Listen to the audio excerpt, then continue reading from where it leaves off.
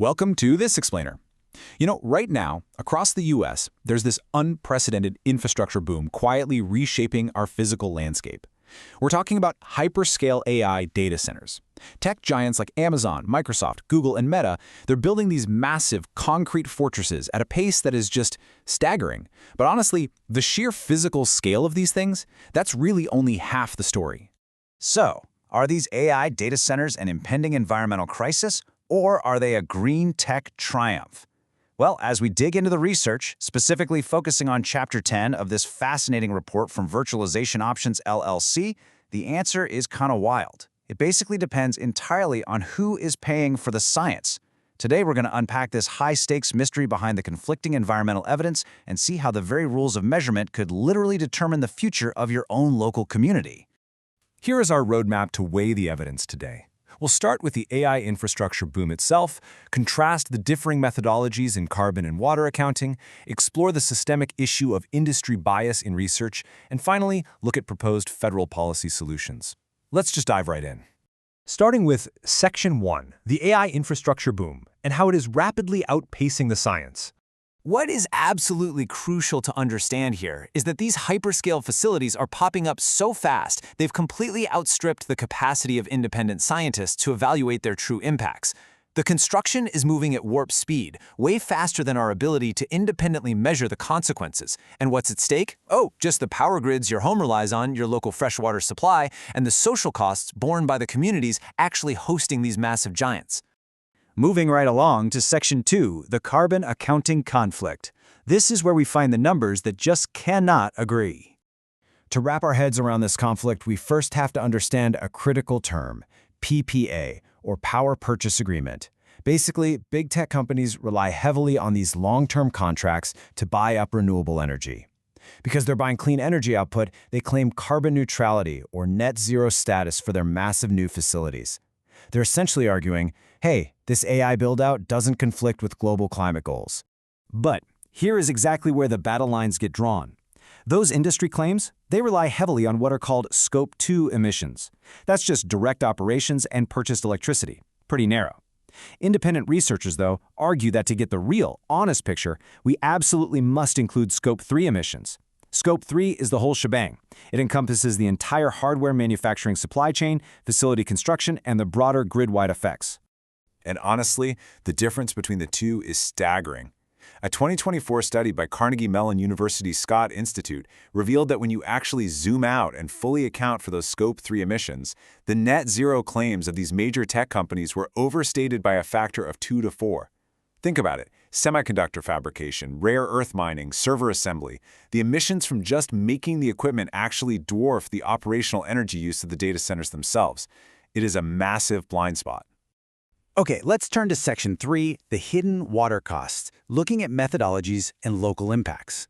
It's not all about the power grid, right? We also have to talk about water. To figure this out, researchers use this vital metric called WUE, or water usage effectiveness. Basically, it measures the ratio of liters of water used for every kilowatt hour of IT energy. This is how we calculate the astronomical amount of water needed to keep these blazing hot AI servers from literally melting down. But, just like with carbon, how we actually measure the impact of pulling millions of gallons of water from the ground is super contested. Just look at the stark contrast in these two studies. On one side, you've got an industry-funded study by ERM. They used a proprietary model, didn't disclose their calibration data, and their conclusion? Surprise, no significant groundwater risk.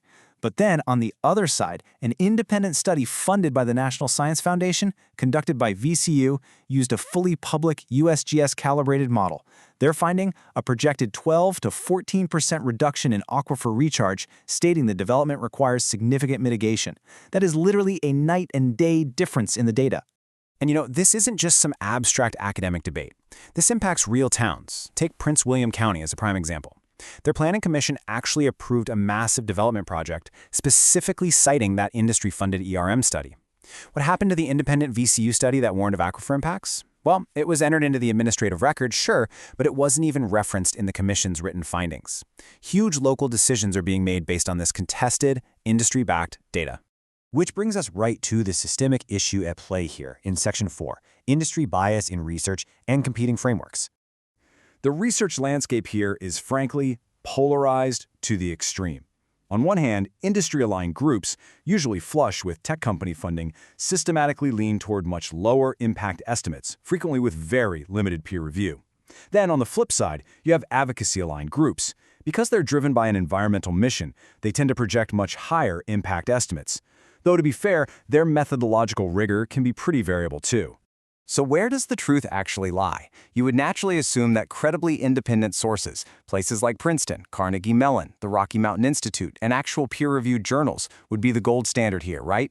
Well, the report notes that these independent voices are actually the least cited sources in regulatory proceedings. It's crazy. The best science is effectively just getting sidelined.